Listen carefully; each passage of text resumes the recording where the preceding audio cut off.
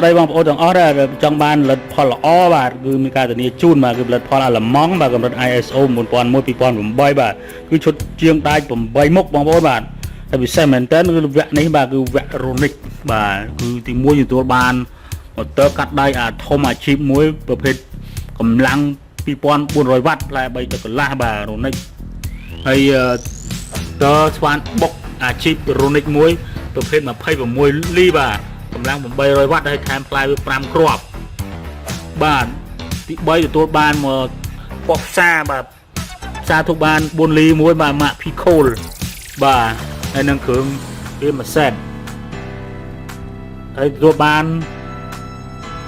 ម៉ូទ័របាញ់វិញ10លីមួយម៉ូទ័រឆាបតែមួយទឹកមួយបាទហើយមានថែមកាញ់ឆក់មួយ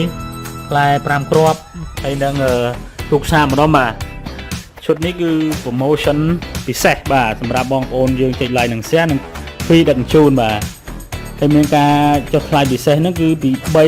355ចុះនៅសល់255ទេបងប្អូនបាទសម្រាប់តែ9ឈុតបាទយើងនឹងសល់តែ9ឈុតទេចុងក្រោយ